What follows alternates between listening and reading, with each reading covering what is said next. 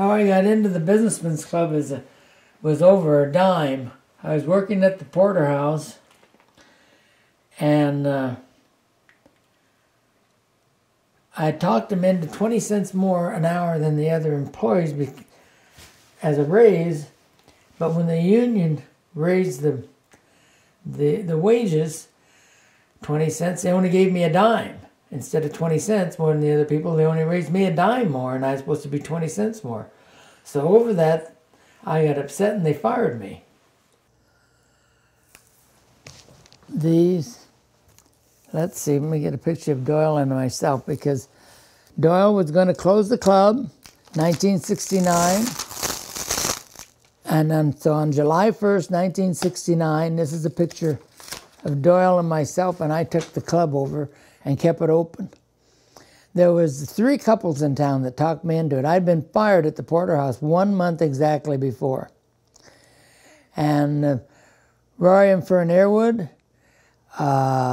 Wally and Minnie Wallace, and Iva Stevenson and her husband Frank called me. So finally said, Marina, take over the club. So finally I called the liquor inspector, and by George, he let me keep that license as a manager. And we started out then, and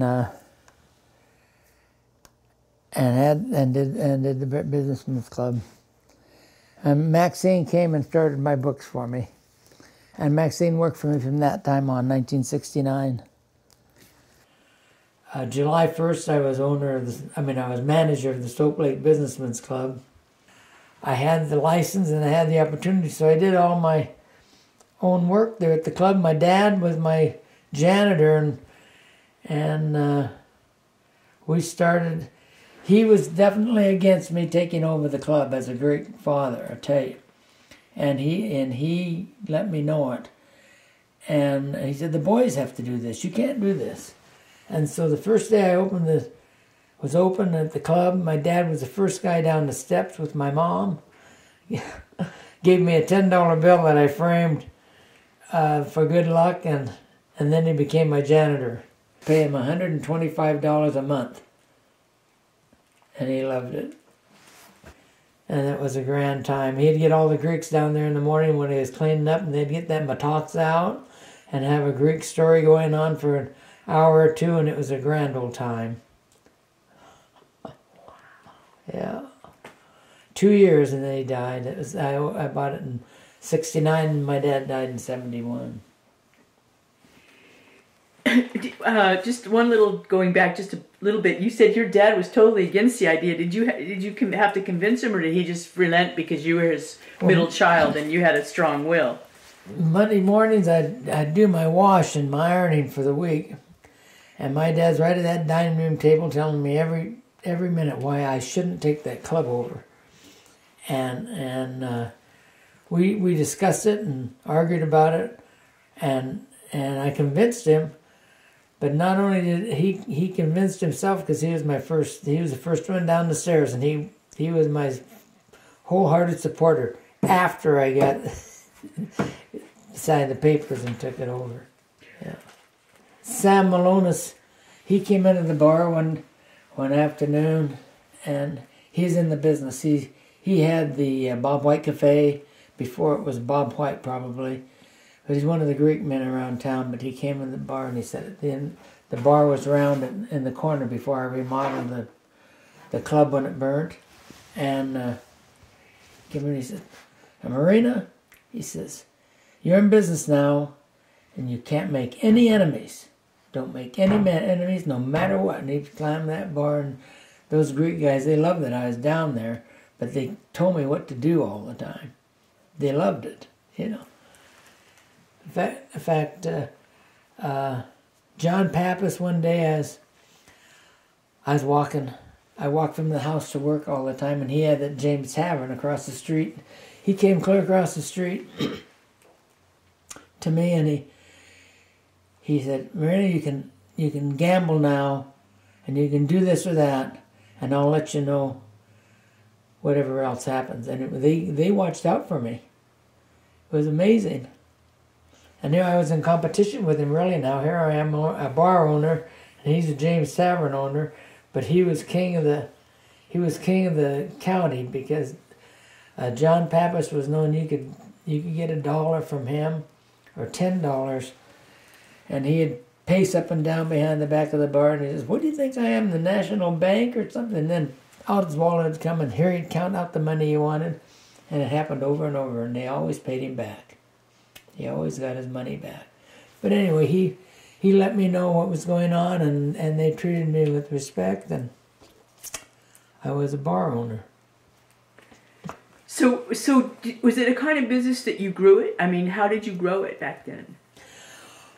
Well, how I grew it was, at first I worked all my own hours, and put my dad to work, then I put my girls to work. Carmen and Dee were only then, young, 5 and 6, but I had them water the flowers out front and I paid them for it.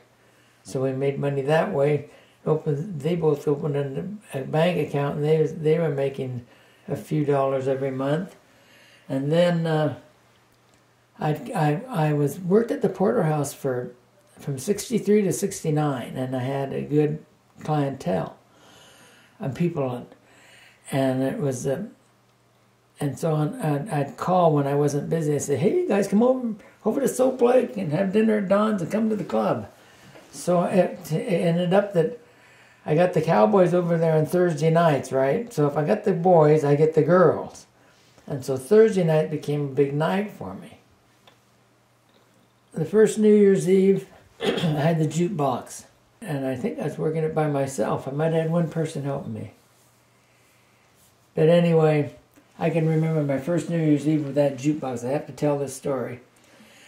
And I had Old Lang Syne queued up on the jukebox, I thought. But they had put so much money in the jukebox, I couldn't find Old Lang Syne. So I was behind the jukebox rejecting every song that wasn't Old Lang Syne till I got to Old Lang Syne. Then I think I sat there for 2 minutes and a tear came to my eye, and then I went back to work. That was a funny story. And that night, Mrs. Pappas and John Pappas were down there. They had a reservation for 2. I gave them a reservation for 2 at 11:45. Was that crazy? How I ever kept that table, I'll never know. Because I was working by myself, and it was a grand old time. It was packed, yeah. Wow. Packed for me at that time. Mm-hmm. Was it smaller space-wise than it is now? Or no.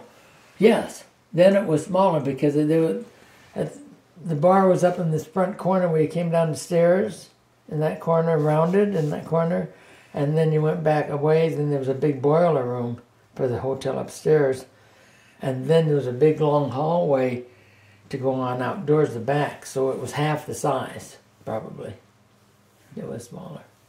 Mm. Was this before you owned Don's? Oh, yeah. When I took over the Businessmen's Club, the non-profit, there was only 2 of us left. One in over towards Spokane, Opportunity, I think, and the one in Soap Lake. And then the one in Opportunity closed, so the Soap Lake Businessmen's Club was the only one left that was an entity of itself. But it still was like the Lions, like the Legion or the Elks. That's the rules, is a private club.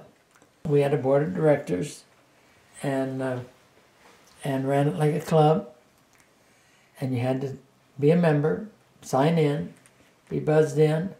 We did things in the best interest of the city when it came to paying our dues as a club. And it was fun to get to do. I have these books because my mom did this. She took care of keeping track of what was going on, and plus she enjoyed it all, but she also gave me a good history. Billy Nichols, and he was standing on the street corner, and he says, "I'll play the night for a hamburger." I said, "Well, you're hired." Well, out in the street corner in front of the Businessmen's Club. He was my first live music almost at the club. I might have had a school band or 2 before that. And the jukebox, of course. So Billy Nichols then was a friend for years, and he came often. So he was the first one, and here, can I get my fingers out of the way? get that plastic moved. Billy Nichols, one of the first entertainers at the Soap Lake Businessmen's Club. Okay. He's a big part of the history of the club. As the club was started, and before Bonnie, I did Stan's Jazz, and Stan's Jazz was out of Coulee City. You got to see a picture of Stan's Jazz, because at 2 a.m. in the morning we'd be dancing and carrying on, and all I'd have to say is, "One more time, Stan," and they'd play another song, 2 o'clock or not. And that was a big time at the club, big startup time for music and fun at the club. Stan is, of course, the man with waving his hat. That was a wonderful time we had with those folks. I'd play them on Saturday night.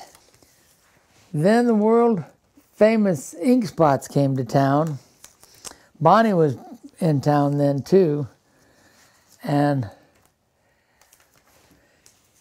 John Dix was one of the original Ink Spots, and he's the man on the mic. And they couldn't seem to leave Soap Lake. We kept them Soap Lake quite a long time. They made everyone's life more interesting, from steak and lobster at 2 a.m. to good music in the club at 9 p.m. So I had Little Jimmy Dickens on one weekend, or more than one.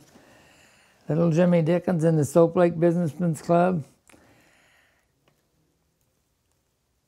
And then, do you remember the twins on Hee Haw? Do you remember what they were called? Here's April and the twins on Hee Haw. Of course, they were playing at the club. Elvis impersonators.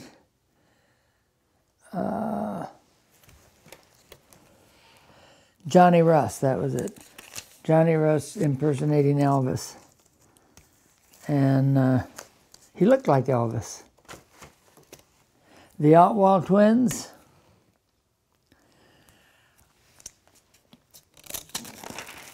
And I'm not sure what they were offered, but this is a local. And Wayne Thomas, and he is a local man from Ephrata, and they played at the club quite often. And his friend there, I'm not positive, I should know his name and I don't. Sheb Woolley. That one is.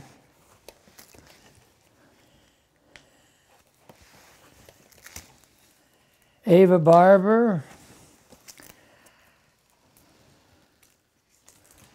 Oh, Hank Thompson was a favorite. We had the biggest crowd in the banquet room was with Hank Thompson. Of course, all these bands that would come to Soap Lake and these names that would travel and do shows, we'd get them because they were playing Spokane or Seattle, and they'd need a place to stop off on their off days. And so Van Barker would call me, and I'd ask Bonnie, and we'd do the show. Hank Thompson, he loved Don's Restaurant, and he loved coming to Soap Lake, and we had our biggest crowd with Hank, and he was there more than once, of course. In those days, I don't know how I got these musicians to do this. I don't think any of them would do it today, but we'd do a dinner show at Don's, and they'd come over to the Businessmen's Club, and they'd set up and do a late show at the club.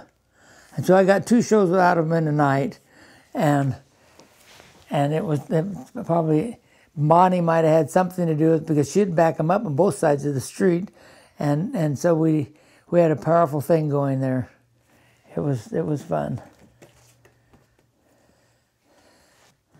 And then Slim Dawsey. He was a regular at Soap Lake. Slim would come and play the Greek festivals. They'd play the club. He had the good old songs, and I always had a joke. I always had a story to tell about Bonnie, because they had been in show business together over the years, different places, different times.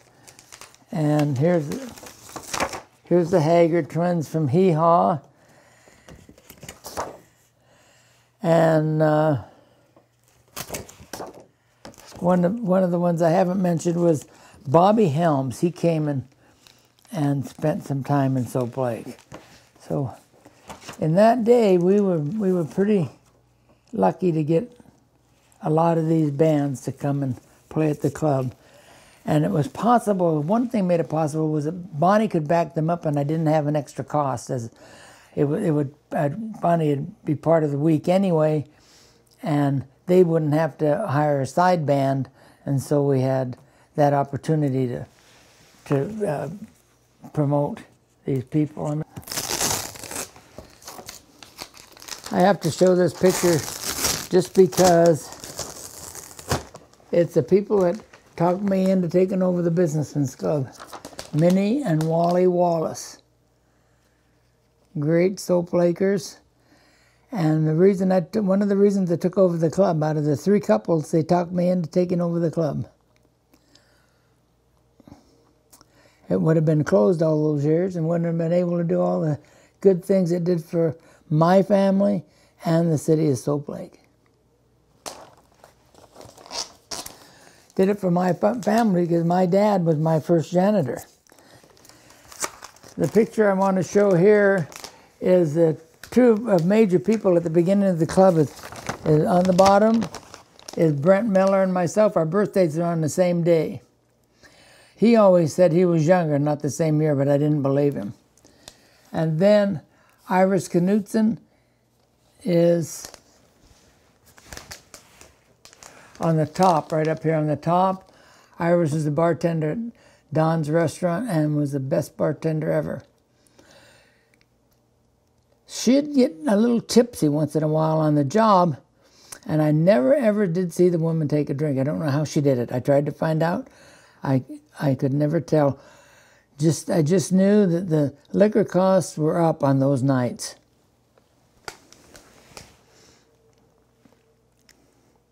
And that's Ken Ardell right there in the middle. We did a room after Ken Ardell, and he was quite a cattleman and gentleman. I was known to let my daughters and their friends come in the club after it was closed for a slumber party. And we'd have King Alphonsus, mostly milk, 1 drop of. And so the girls would come downstairs, bring their sleeping bags, and then in the morning you'd see them marching up the street with me to the house where my mom would make them breakfast. And so the Businessmen's Club got to do a lot of donating in the town. One of the things they did was a basketball court that's still down at the beach. That was one of the first things we did. Bob Aries did the cement work, and we paid for him and for the cost of putting it down there. It's still down there. He did a good job. It's still at the beach. This is the playground equipment the club purchased. But not only did they purchase the playground equipment, all these people came out to make sure it went in the park that day. And we had Donnie Merrill, Dwayne Nitch, and a backhoe from somewhere. And then we also had a group of